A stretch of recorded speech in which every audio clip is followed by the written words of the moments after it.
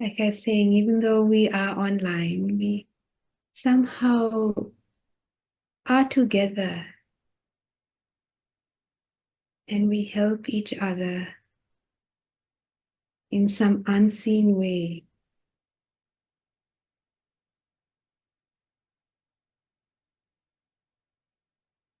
And so we tap into this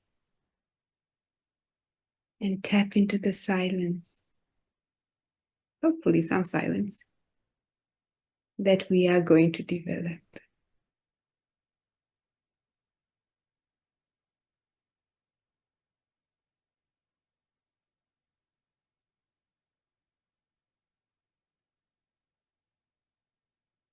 So, allowing yourself to draw inward.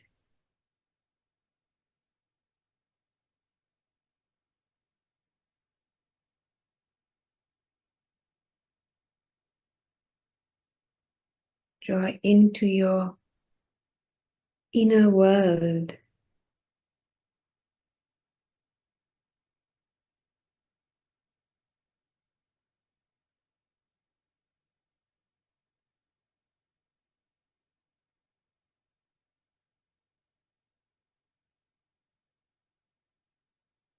The world of your feelings, your body, what you hear. You can't see too much, I guess, but just what we experience right now.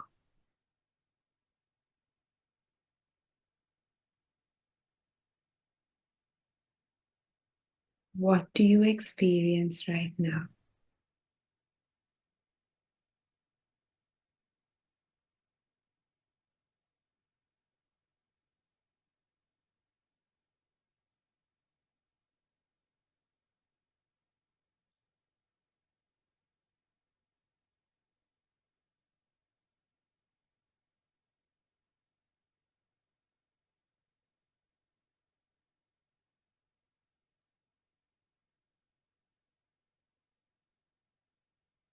So, in meditation, we don't kind of close in on the mind, but we open up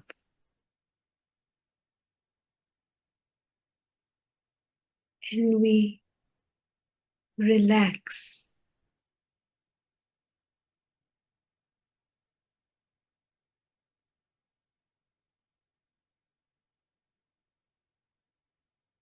We allow ourselves to notice rather than demand.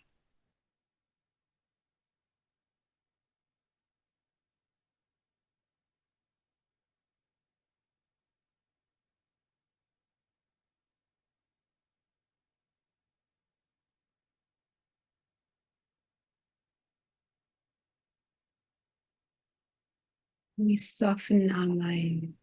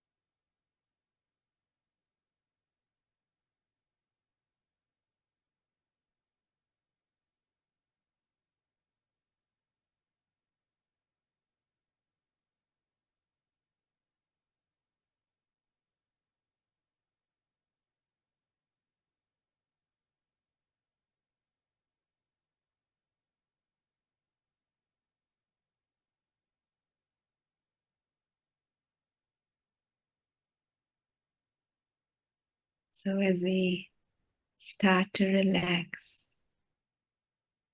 our mind also does what it often does, which is wander off.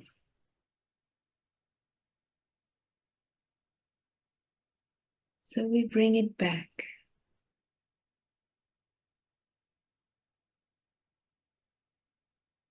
anchoring it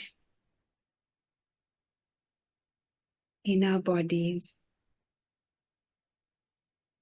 anchoring it in what we hear, what we touch,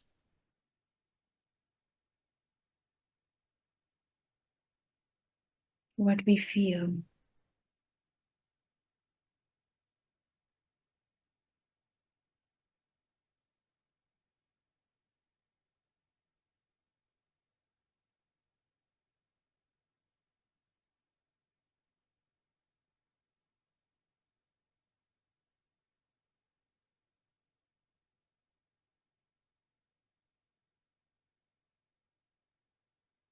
Or we anchor it in whatever your usual object of meditation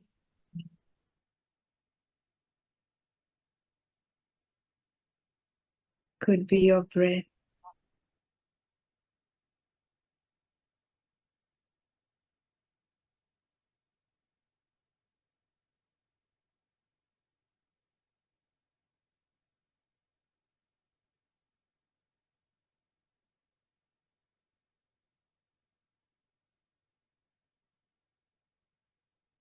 But what is most important is our attitude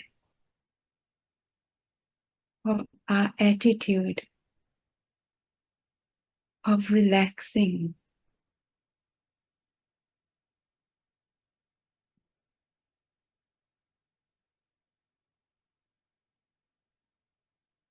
of learning to listen,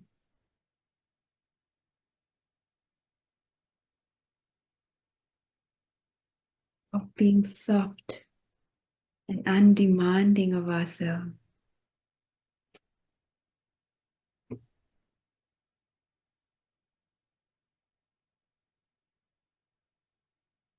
To widen our minds and allow things to happen.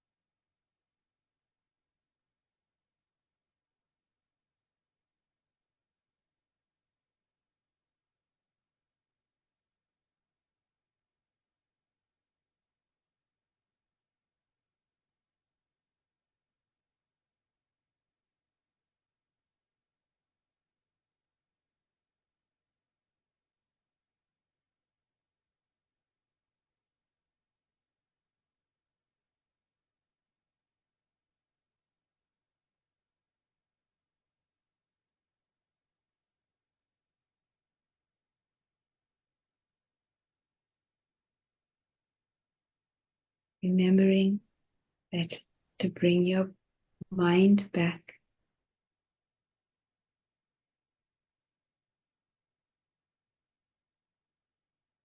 when it wanders away.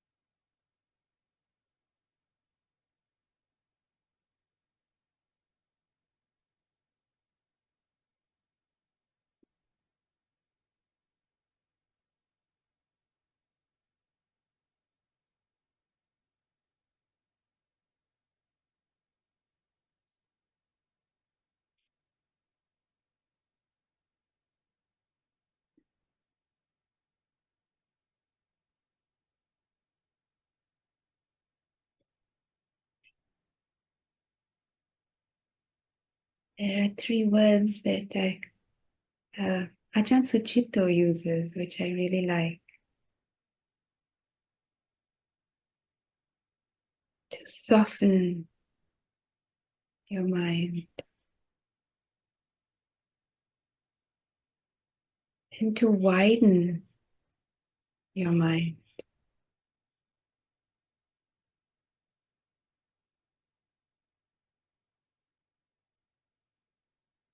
And finally, to allow your mind to deepen.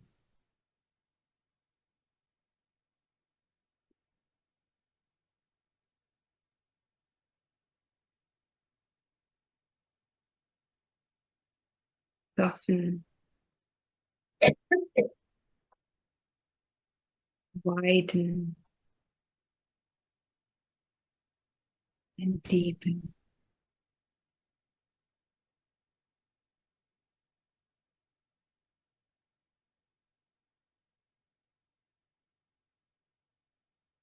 Or rather, allow these things to happen.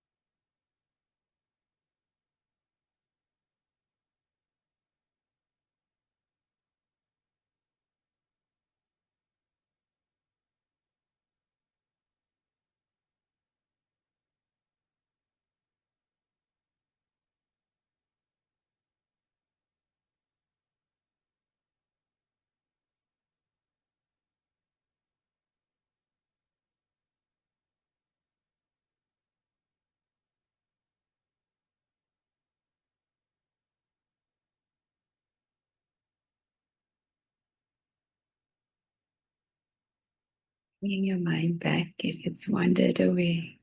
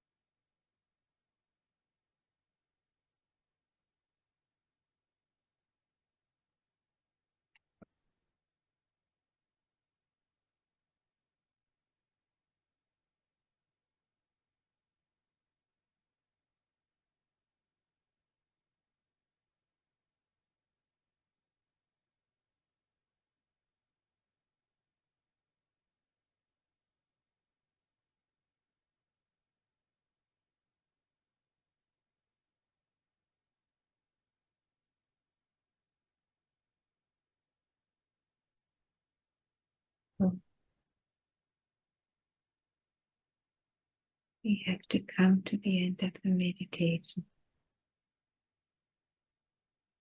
And before we end, just spend a few minutes to see how your mind changed.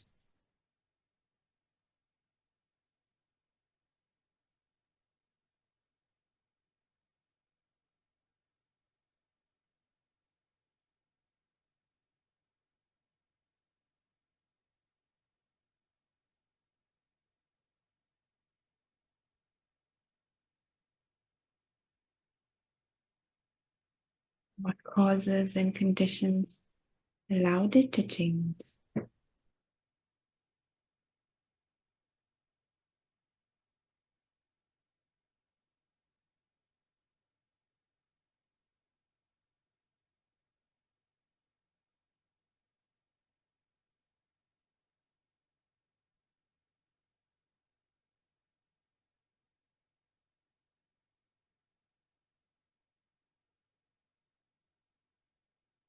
We share any peace that we have, any happiness that we have with the whole world.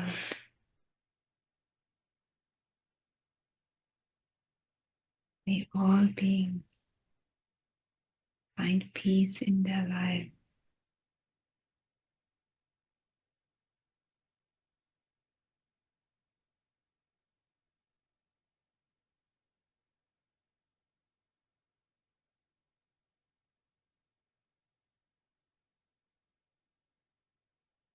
May they find true happiness.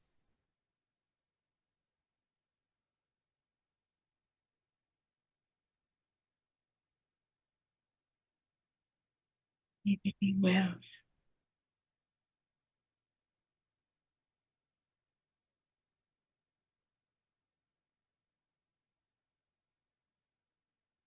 May there be peace on this planet.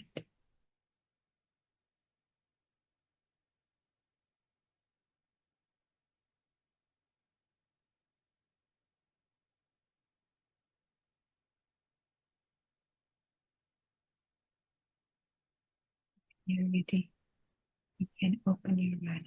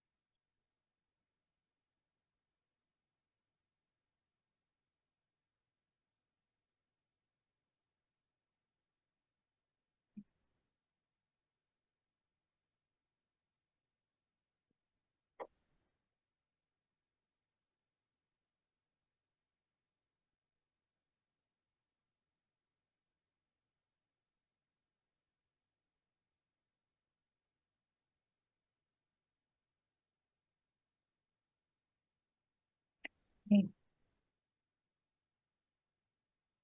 So,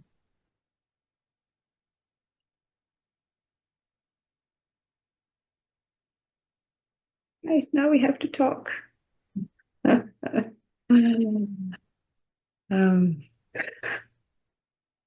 yes, so I hope everyone had a nice meditation and feel a little bit more relaxed than we were half an hour ago. It's strange how being together on YouTube and being together in person, how amazing it is compared to being by yourself. Yeah, anyway. So, so today, I thought I'd continue with what Venerable Karunika started on last week. in response to a question of Simran's on non-self. So, um, non-self is the cornerstone of the Buddha's teaching, and you would imagine, what have I got to say about non-self? But what I thought I'd talk about today was, even though it is seemingly like non-self, what the heck does that mean? You like profound teaching, that I found it actually quite useful to use in my own daily little practice, in my own life. And actually, even though it is um, in its essence extremely, profound and sansara, it can also be used in much simpler ways that relate to our life, and we can help ourselves to see the world in a clearer light. So, so I think all of us, we all feel, whether we meditate or not, we somehow feel that there's somebody there. We have this sense of agency, a sense of I'm the one running the show. And this is what the Buddha is talking about, this self, what you take yourself to be. And this business of non-self, I mean, it sounds very complicated, but the reason that we reflect on it and we talk about it right now is because simply when we don't sort of at least align ourselves with this understanding, align ourselves with the truth of existence, we are disaligned with what is real. And when we are not aligned with what is real, we suffer. For example, non-self. For example, we start to meditate. We sit down on our cushion and decide, okay, now I am going to be calm for the next half an hour. But anyone who has meditated for more than 2 seconds knows that that's not how it happens. But our self thinks that, oh, why am I thinking again? Why am I? And we start to get frustrated. So this is the first place where we can start to see non-self. However much we thought we were in charge of our minds and we were the ones who could tell ourselves to be calm, we realized very quickly that it doesn't happen that way. So, so seeing the reality of this is the beginning of seeing the reality of non-self. We are not in charge of, we are not in charge of our mind. We wish we could. The Buddha says in the Anatta Lakkhana Sutta, sounds complicated, but you relate to this. Bhikkhu's form, or whatever it is, mental formations, is not self. For if bhikkhus' mental formations were self, okay, let's use the word form. This form would not lead to affliction, and it would be possible to have the form, let my form be thus, let my form not be thus. But because form is not self, form leads to affliction, and it is not possible to have the form, have it of form. Let my form be thus, let my form not be thus. So this is the very first thing we learn when we sit down to meditate. It does not do what we want. Same with our bodies.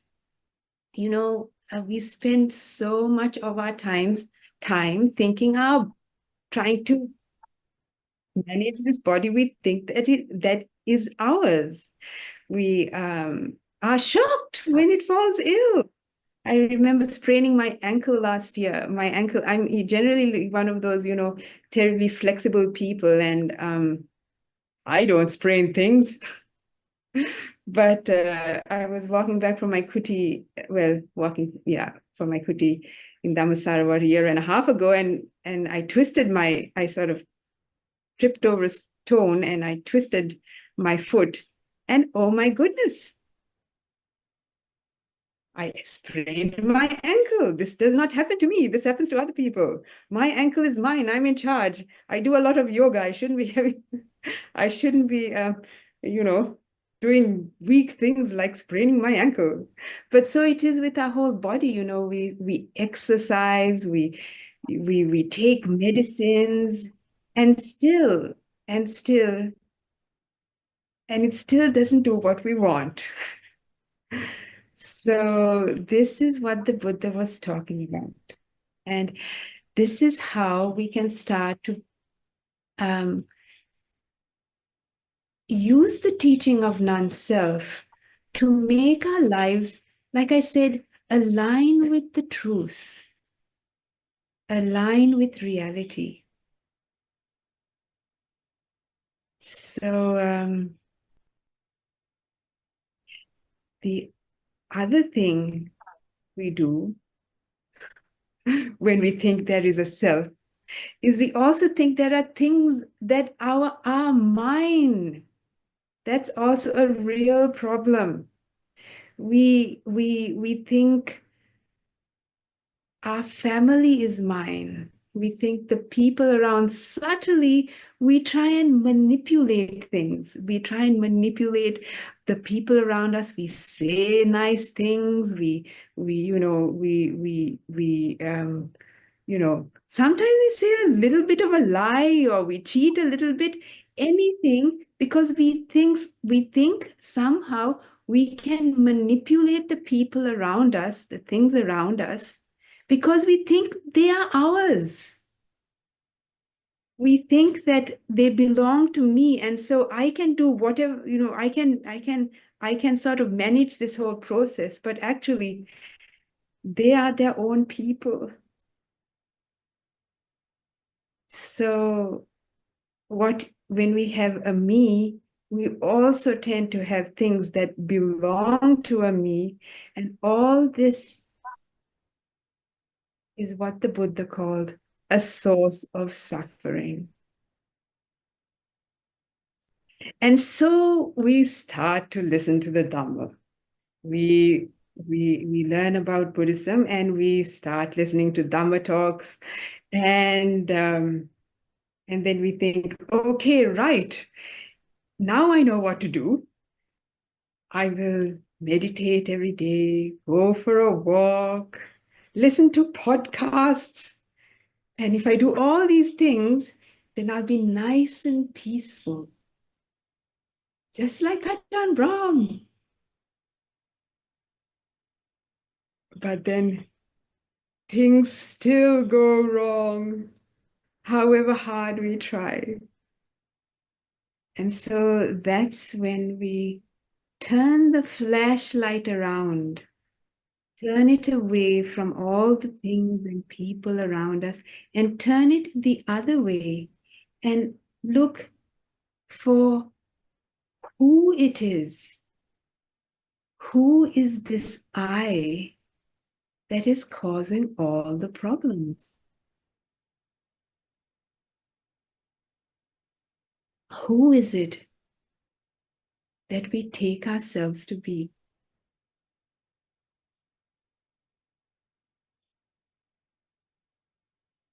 So the Buddha described what we take ourselves to be in many different ways.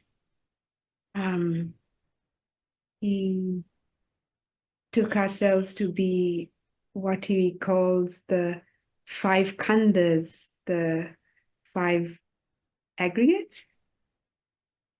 He says we take us to be what we take ourselves to be is just the four elements: earth, water, fire, air, just playing itself out. He says what we take ourselves to be is just a conditioned process, paticca samuppada, or dependent origination, all very complicated sounded things, but we're just a process.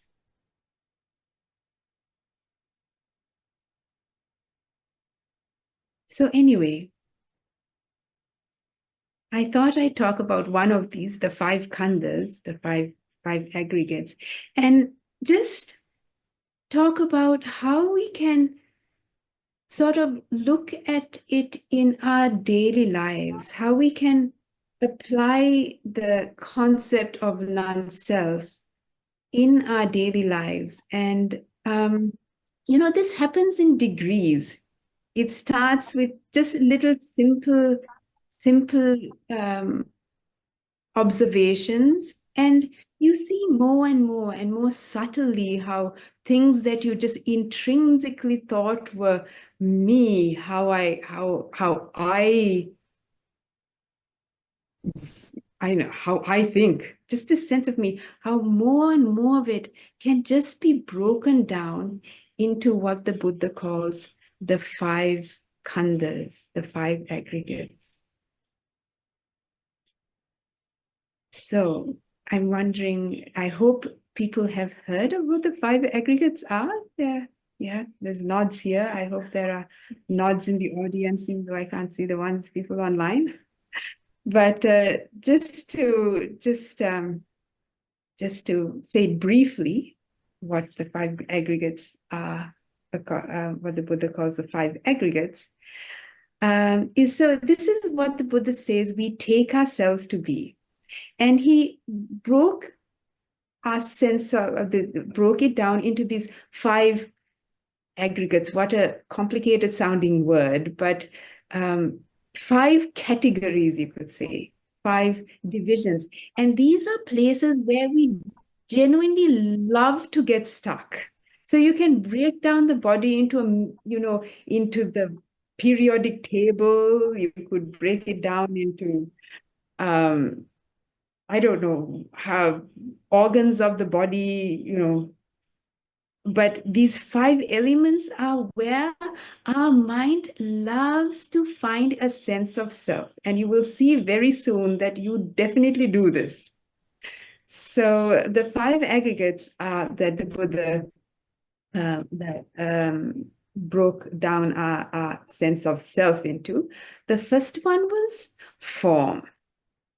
Form sounds complicated again. Form just means just this physical body that we have, the physical body. And that could be, just this uh, these legs, arms, head, hair, but it's also the four elements, he said. At that time, that was a very easy concept for people to understand. The elements of heat, of earth, fire, water, air, and what am I missing? Earth. Anyway, four elements. So we are just made up of just feelings: heat, cold, tension, um, hardness, softness. So that's the form. The second aggregate that he said that we take ourselves to be is our feelings. Pleasant feelings, unpleasant feelings, and what we don't even notice, neutral feelings. So these feelings, if you ever stop to notice, we are suckers for our feelings. Anything unpleasant, you don't even have to think about it. you run the other way. Anything that is pleasant, you're just hooked. You don't even think about it. You run away from things that aren't pleasant and you just rush towards things that are pleasant. We don't even think about it, but that's what we spend all our lives doing to a great deal. The third one, so we have form, we have feeling, and the third one is perception. So perception is how we sort of form the world. We see a person and we immediately say male, female, um, you know, Asian, non-Asian. We within seconds have formed a view of what is in front of us. Accurate or not, we don't know, but we've decided. So that's perception.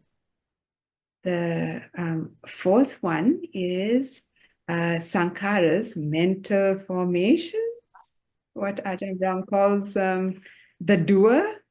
So anyway, mental formations, Sankara's is the fourth one, and that is all the things we do with our ideas, all the things we do with what we've perceived.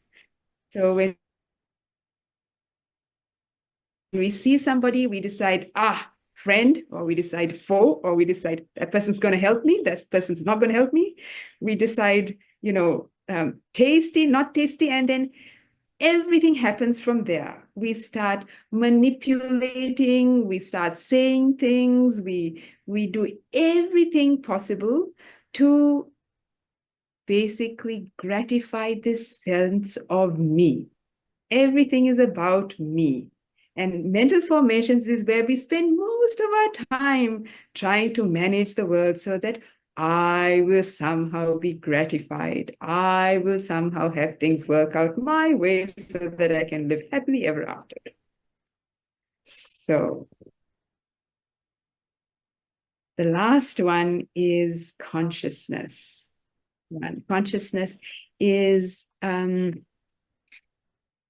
awareness of all of this that is going on. So the one that notices, the feeling, the one that notices, the mouse scratching behind me. There's a mouse in the wall behind me, or at least I perceive it to be a mouse behind. uh, yes, the one that is aware of all of that is what is called consciousness. The mouse has it too, but he's very busy. So he doesn't have time or he doesn't have the dhamma to realize what he's up to. Anyway, so these are the 5 aggregates in brief. And I thought we'd go through every single one just see how we view ourselves, where we get stuck, and how we can just in very simple ways use the reflection on non-self to help ourselves just be relieved of a little bit of suffering and be able to let go of what just makes us so just driven from day to day, making ourselves miserable, really, completely unnecessarily. So let's start with form. I don't know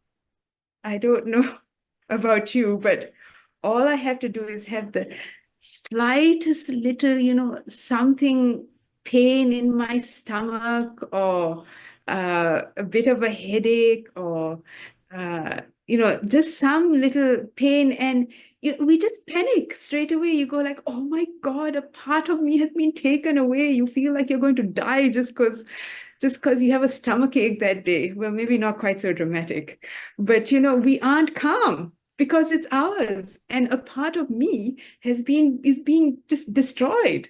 So we do everything possible, like Humpty Dumpty. We take medicines, we put on clothes, we take off clothes, we do anything possible to try and put it all together again. This me that is just so dangerously possibly been destroyed. So I don't know if you notice that about yourself, but I certainly notice that about myself, that our bodies are very much our. Um, so we turn around and we reflect. The Buddha said non-self. So how can we view our bodies differently so that we are not so panicky when things go wrong? Yeah. So one way the Buddha asked us to look at our bodies is to notice um, the elements. Notice the sensations in our body. Do we feel, so say for example, it's a stomach ache. Oh, a stomach ache. What does it feel like? Does it feel like, is it hot? Is it cold? Is it tense? Is it so these are the elements. Our bodies are just made up of the elements. So it could be just a tingly feeling, that's the air element. It could be like a hard feeling. You could just feel just like this, things are just, you know, just a block. So that's the earth element.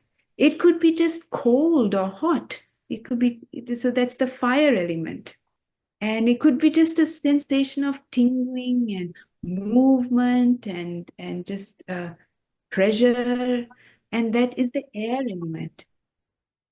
So try and notice when your body is painful or something is going wrong.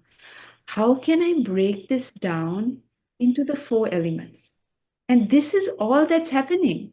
So instead of going like, oh, I've got to do something, I'm going to die. What are the sensations in our body? Is it just heat? How are we feeling things? Is it just a tingle?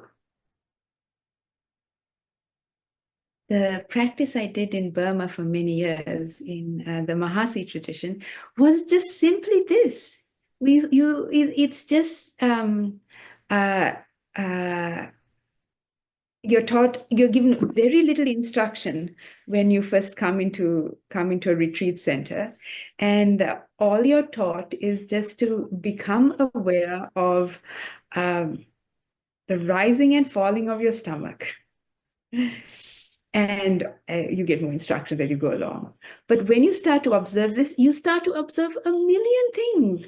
You start to observe that it's not just a rising and falling. You start to observe tingling. You start to observe, heat. You start to observe vibrations, movements. So you start to notice that your body is made up just of these very simple sensations. So you stop getting so worked up. You stop identifying it as a my stomach is in pain, and start to see it as just sensations, sensations of heat and cold and hardness and softness and pressure and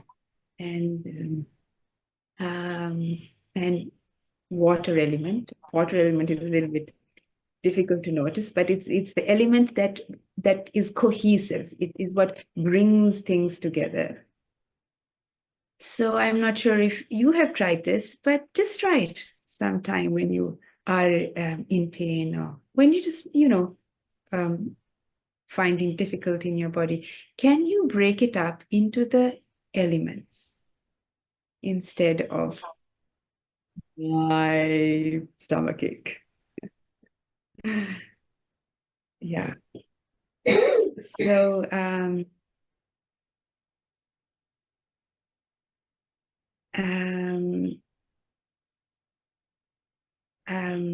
yeah, anyway, we could, I could say here, another way of seeing form is just the five senses, like hearing, tasting, touching, seeing, what am I saying? Hearing, tasting, touching, seeing, and smelling. So, for example, so this is all that's happening form. When you someone says something that really annoys you, all it was is just sound. We add so much onto it, but if we could just experience what someone said as just sound, so much suffering is eliminated. He wasn't saying something especially to annoy me. He is not trying to abuse me. He is not trying to, he's this or that or whatever it is, lying, stealing. It is just sound. So can we break down our experience of the world into just those five senses? What we see, what we hear, what we taste, what we smell, what we touch. We see something. All we saw were colors, but we get so excited. Oh, it should be that. Oh, why did they do that? Oh. But can we experience what we see as just someone coming towards me, a couple of colors? So, whole new realm, a whole new way of seeing the world. Anyway, so we'll get on from form. The form is the easiest to experience because it's so tangible and it's so so obvious. Pain is very obvious and our body is very obvious. So form is a very easy place to notice the sense of self. So I feel like just talking here. I wonder if there's anybody in the, just to have a bit of a break, anybody in the audience who would like to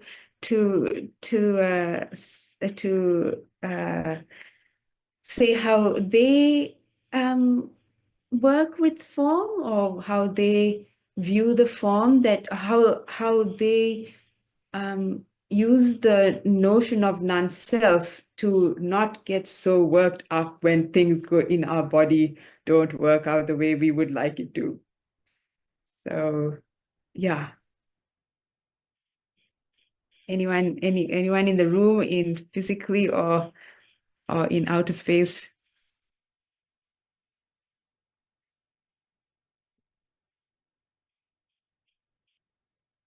Everyone's dead quiet. I'm just like taking a break from talking. Okay, thanks, Carolina. I try to sometimes do the. Can you hear Carolina? Yes, no? Yes. Okay, yes, there's a yes. Okay, great. I'll try to sometimes do the both, what works for me is the skeleton, basically.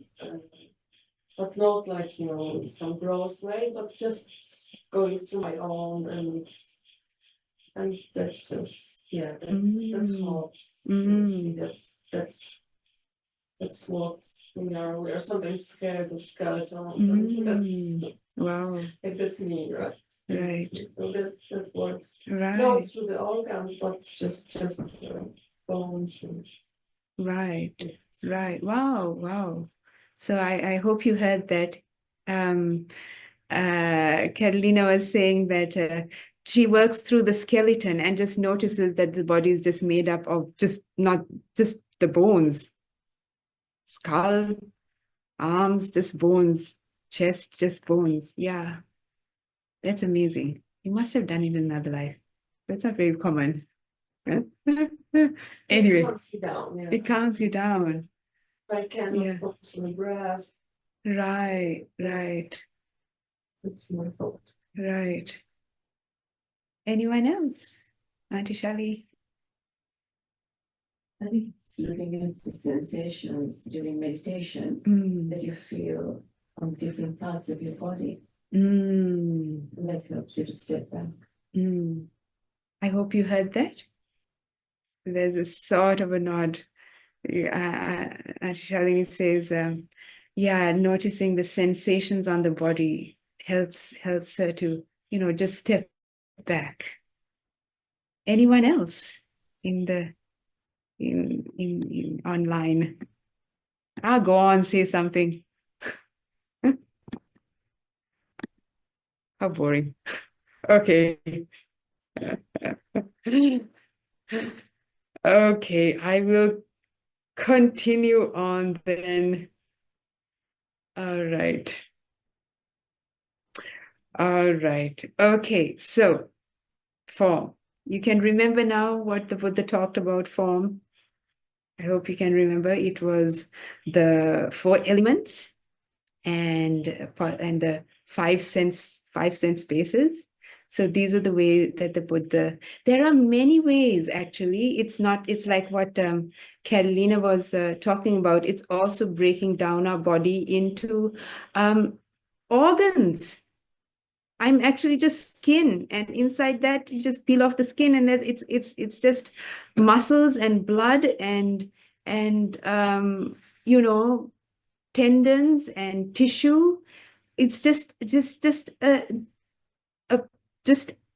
peel off the skin, and that's what there is. It seems like we're imagining this sort of thing that we've seen on TV, but after you've done it a couple of times, you realize, oh my God, actually it's just there. It's just there, right under the skin is just this red thing with white tendons on it and teeth and blood and bones, that's just there. So that's another way that the Buddha asked you to see your body that you take to be so beautiful, or so should be this or should be that. Yesterday I spent ages finding glasses. Anyway. Yeah. Just thinking that, Yeah. doctors or surgeons, Yeah. they're always, dealing with this. Right. Open human bodies, they are Yeah. seeing organs and skeletons and blood and everything. Right. But still they don't, not everyone, unless they're Yeah. practicing Buddhism, they don't get over Right. this This idea that attachment. the body is just Just- a collection of organs and bones and Right. things. Right. And Yeah. still it doesn't help them. So just although they're seeing Interesting. Are there any doctors in the audience who heard that comment? First, they have to have heard the comment and have anything to say why you can look at bodies, in all its disgustingness every day, and not see the dhamma. Yeah, still they're carried away by, Desire. beautifying the body, Right. desires related to the body. Right. No comment. But yeah, it's a good point, and that we can actually be faced with all these things every day. And same with us, we are also faced with the 4 elements, but we don't see it. It's because, good question, why don't we see it? It's because we are deeply deluded. So are doctors. Just because it's in front of your face, because we are so caught up in the delusion of this self, that we don't see what's just obviously in front of us. So deep is our delusion. And even though you're cutting up bodies every day, you still, find your wife attractive. You don't go like, oh my God, she's just blood and bone. Yeah. How deep our delusion is. Yes, here we go.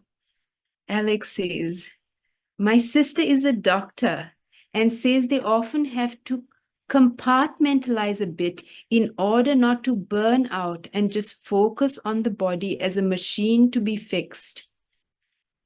Yeah, that's true.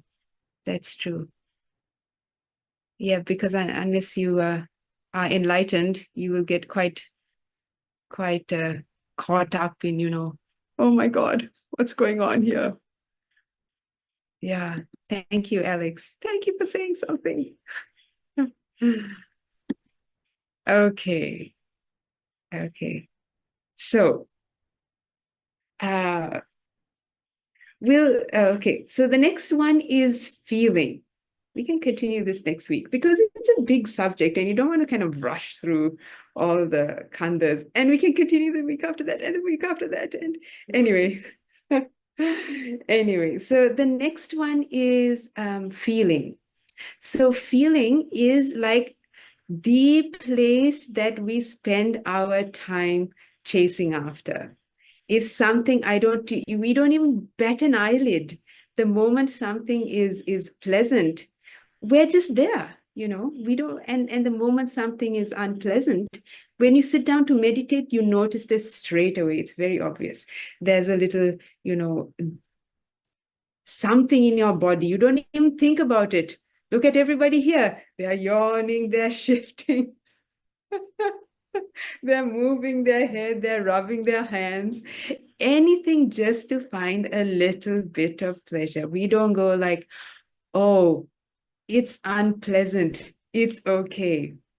But the more we are able to just be with things that are unpleasant, the more we are able to be at peace with the world. Because unpleasant things happen.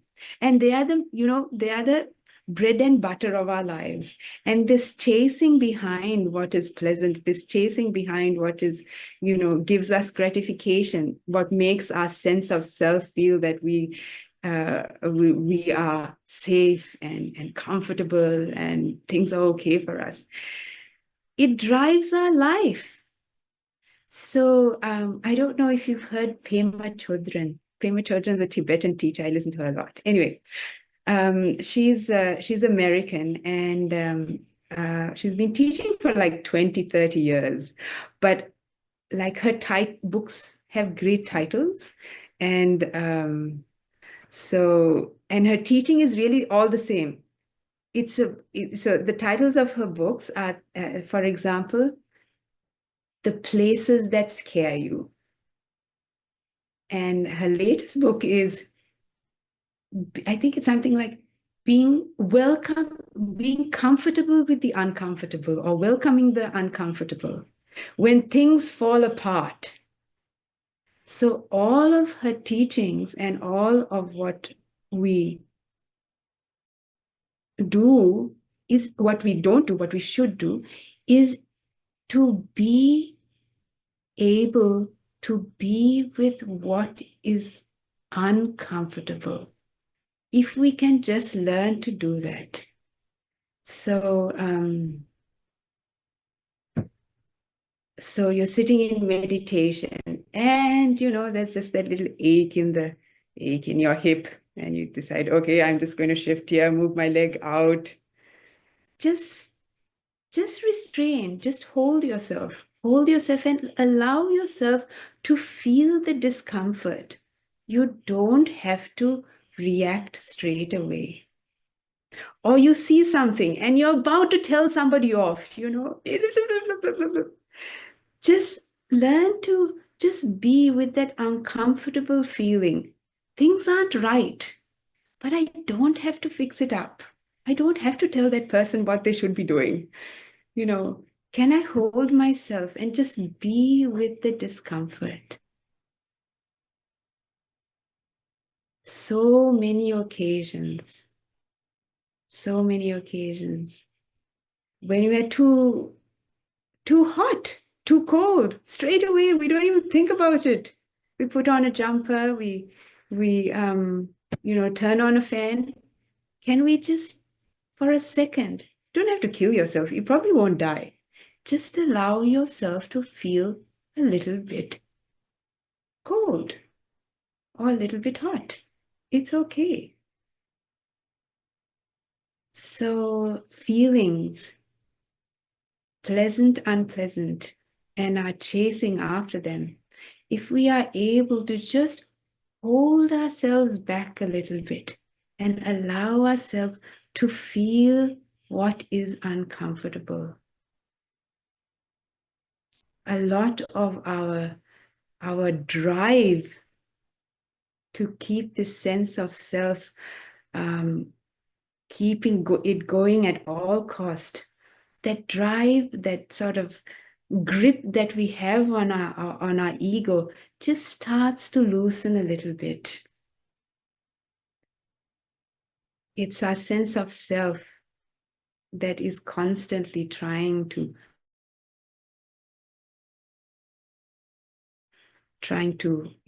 do what it does, whatever it can to preserve itself. And we slowly trust, just let go of the grip. Let it be uncomfortable. It's okay. And see what happens. So feeling is an extraordinarily important place where our sense of self spends most of its time and most of its energy. And if we are able to just notice and not react, our lives become a little more peaceful. We're a little less tired and driven.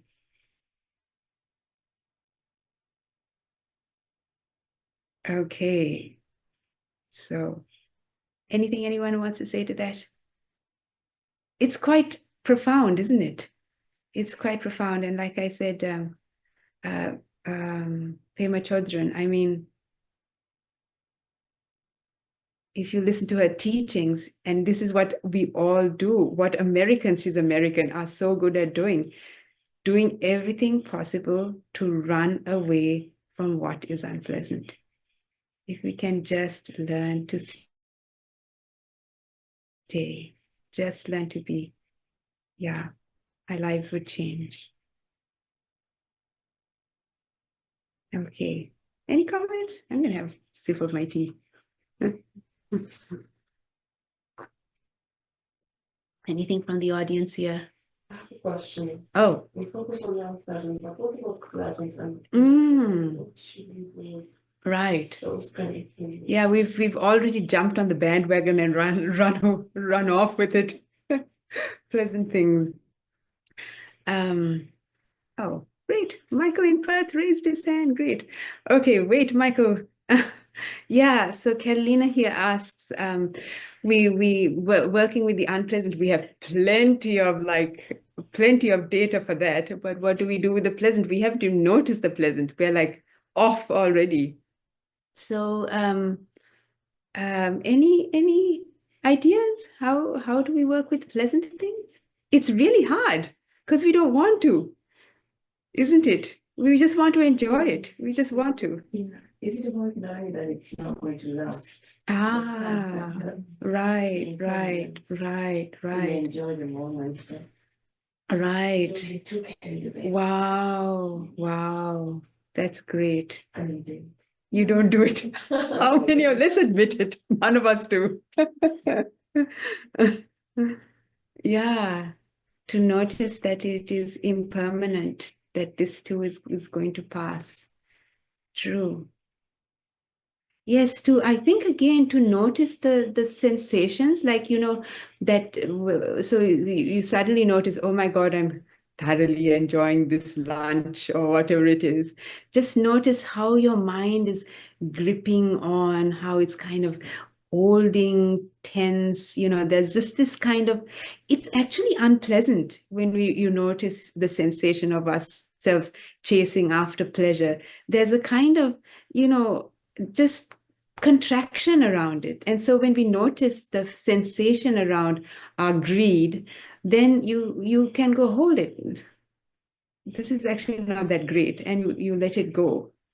So for me noticing the sort of the sensations of greed in my body, that helps it to sort of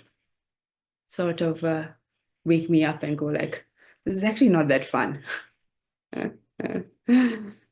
Yeah, I think is it the awareness you're saying that having Right. the awareness? Yes, it is Yeah. good, but I don't indulge in it too much because Right.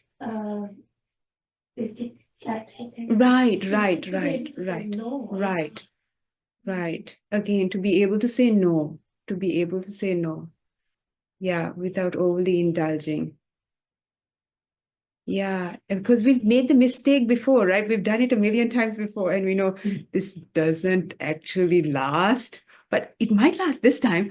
And we try it for the 105th time, but when we sort of wake up to that, then when it does happen, we can go, yeah, Especially when something is not going right, you know, you Yeah. are, suppose there's something not going right in your life yeah, and you want to cover it up or you want Right. to use the yeah, indulgence as a painkiller for that. right, It's dangerous like that. right, That happens with us. right, right. I hope you could hear, Some Maha. problem just to, Just if to, there is a problem, yeah. then that, you know, I watch a little TV or read something just to give me a little bit of pleasure.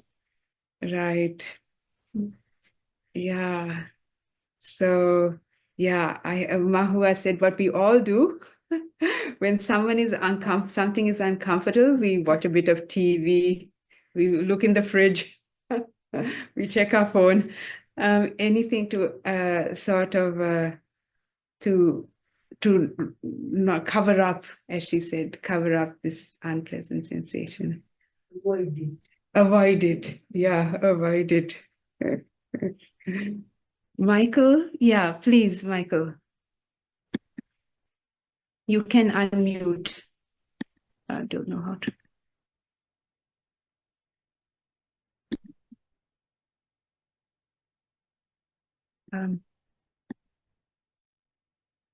Sorry. Oh, yeah, Michael, oh, yeah, here we go. You can unmute, Michael. Yes, no, I've got it now. Can you hear me? Yes, we can hear you. The sutras, the description is quite analytical, which you can talk through. But Ajahn Brahm always adds a lot of kindness in the way you look at the Khandas.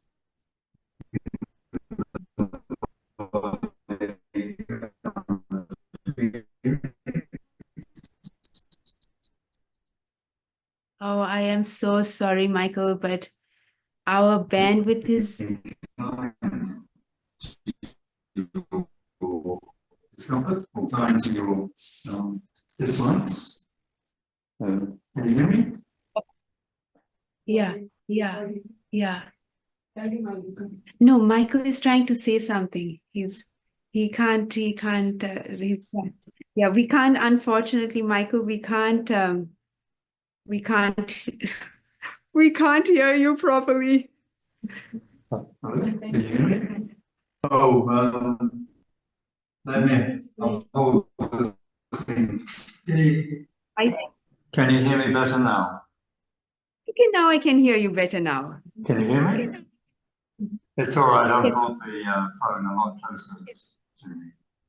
Oh, this way. Is that better?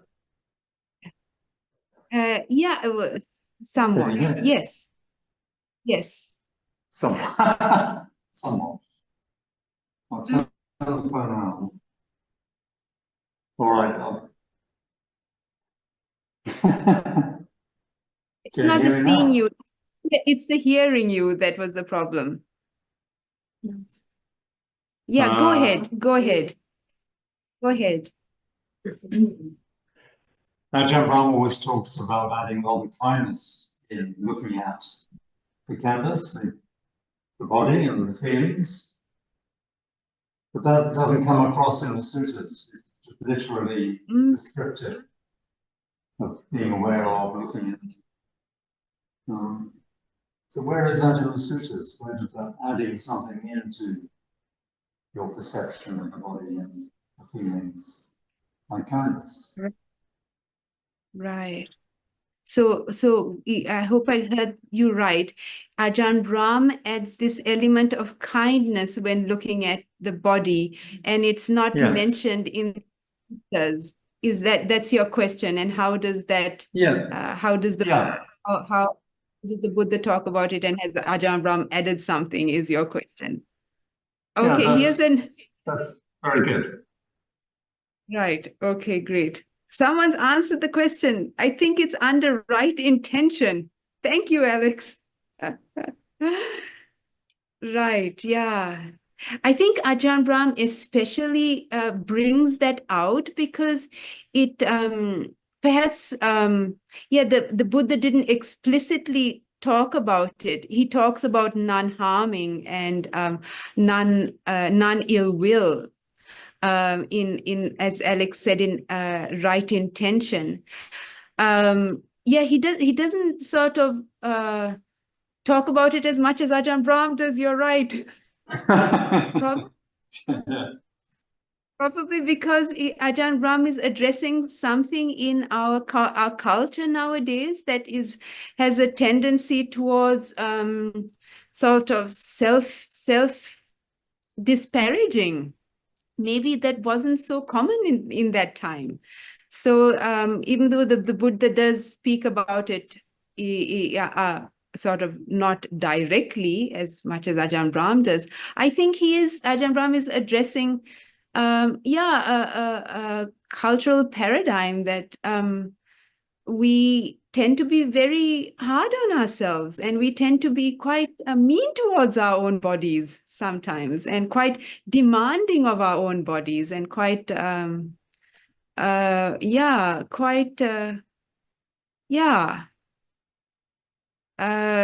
quite just basically not very nice to ourselves.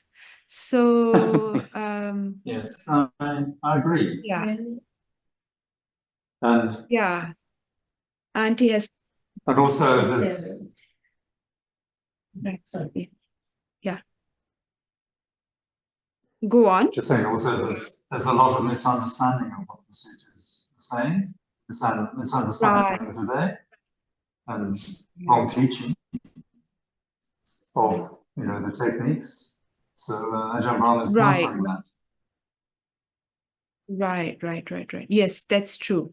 Yes, people can read wrongly into the suttas and think it's just like, skeletons and yeah. Yes. Yes, Auntie. Yeah, the point I want to make is that the Buddha said about it, about the pleasant feelings as well as the unpleasant feelings, about the body feelings. When he was in the Dhammacakkappavattana Sutta, the Buddha said not to go to two extremes. And then in one of the, I cannot remember the sutta now, but he was saying about the pain, because especially pain practice is to give a lot of bodily pains. And the Buddha said, no, from that, you should not do that, that extreme. Right. And then you should not go to the extreme of so much pleasure. And in the enlightenment, in the Arya Parayana Sutta, the Buddha said, I have done that. As a prince, he indulged in all the sensual pleasures. And then he said, as an ascetic, he was even not eating. So he said, when he touched his stomach, he feels that, and all his things. Right. So the Buddha said, Right. that should not give pain to your body. Right. Yeah. So, So Auntie, Ajahn say that you have to be kind. Right. So that's what the Buddha decided. If I have to walk on the path, I have to be kind to my body. Right. I have to give I have to. Right. Because otherwise I cannot be steady. Yes, I hope people could hear Auntie. Auntie was saying that the Buddha didn't talk specifically about being kind, but he talked about the practice. Right, he didn't use the word kindness, but he talked about of that extreme practice of self-mortification that was, he said, that was not the way of standing on one leg, or like Auntie said, he at one time the Buddha ate so little he could touch the back of his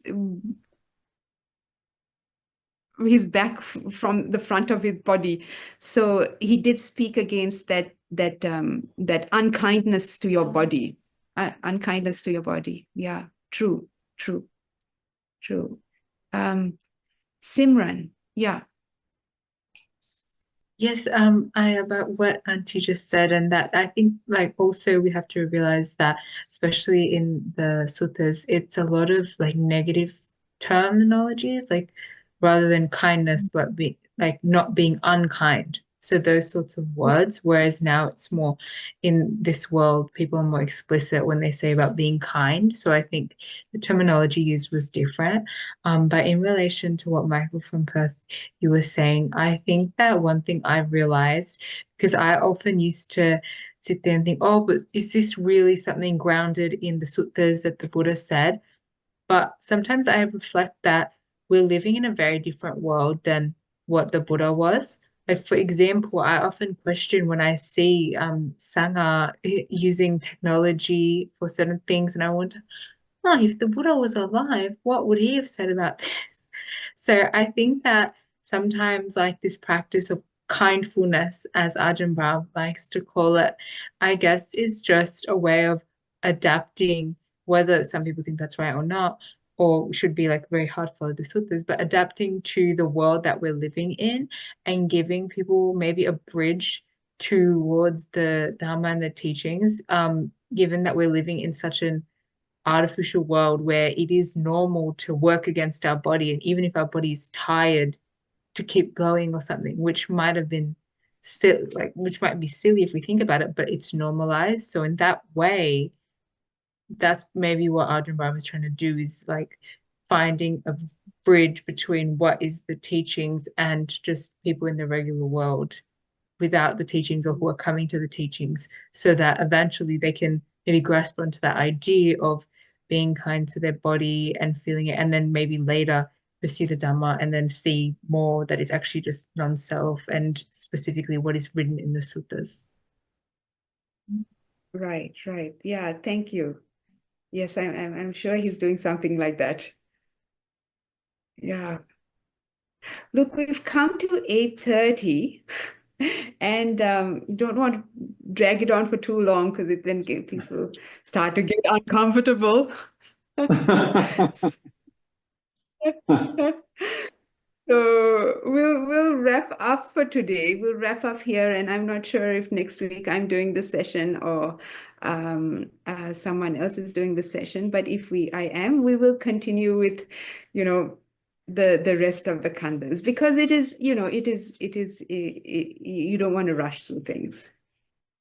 So we will finish there, and thank you everyone for No, your thank you. contribution. Sadhu, sadhu, sadhu.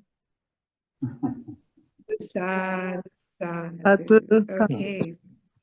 Thank you, Ayya. Sadhu, sadhu. Nice to see you.